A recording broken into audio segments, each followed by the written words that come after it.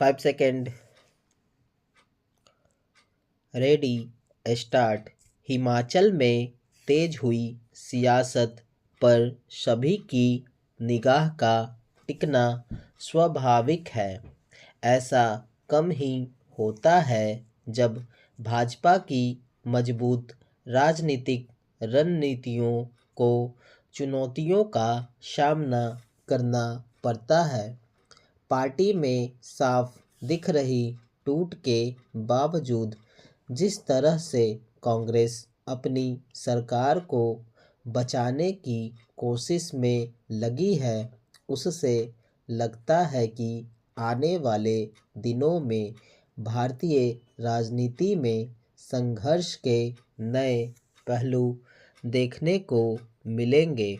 6 विधायकों के पाला बदलकर भाजपा के पक्ष में मतदान करने से कांग्रेस की सरकार पर संकट मंडराने लगा था। ऐसा लग रहा था कि राज्यसभा चुनाव में कांग्रेस विधायकों का वोट लेकर जीतने वाली भाजपा हिमाचल प्रदेश के मुख्यमंत्री सुखविंदर सिंह सुक्खू की सरकार को भी आसानी से सत्ता से बेदखल कर देगी। भाजपा विधायक इसके लिए सक्रिय भी हो गए थे।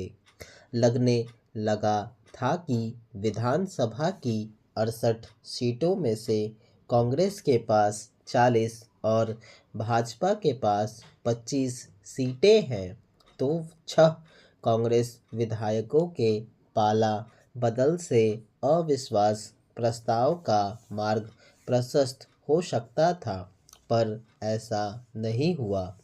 कम से कम 6 उदाहरण हैं कि भाजपा ने मजबूत रणनीति के बल पर विरोधियों के हाथों में आई सत्ता पर भी अपना शिकंजा कसा है।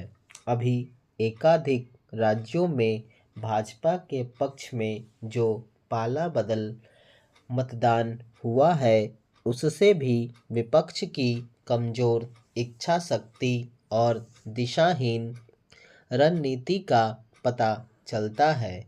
हालांकि राज्यसभा चुनाव हारने और सरकार पर आए संकट से निपटने के लिए कांग्रेस के कुछ नेता जिस तरह से सक्रिय हुए, उससे कांटे की सियासी संघर्ष में कांग्रेस दमखम के साथ लौटती दिखी है।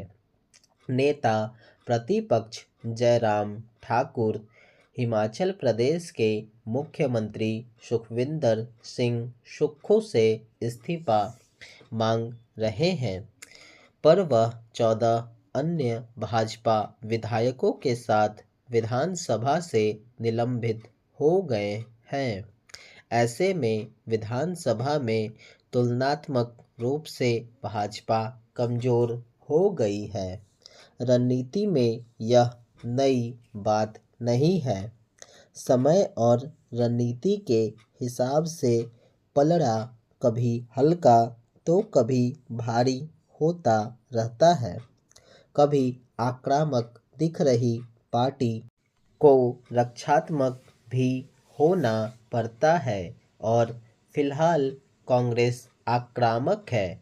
जिस तरह से या जिन हालात में विधानसभा में 15 विधायकों को निलंबित किया गया, उसकी प्रशंसा नहीं की जा सकती, पर आज के समय में सत्ता के लिए जिस तरह की प्रतिस्पर्धा चल पड़ी है, उससे अगर कोई बचेगा तो सियासत में कहाँ बचेगा। सहज ही अनुमान लगाया जा सकता है।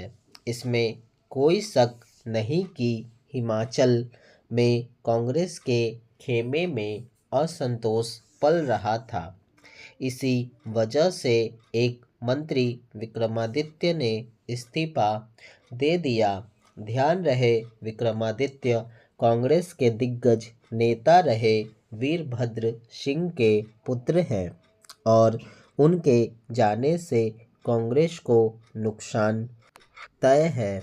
अतः पार्टी नेतृत्व बीच बचाव में जुट गया है।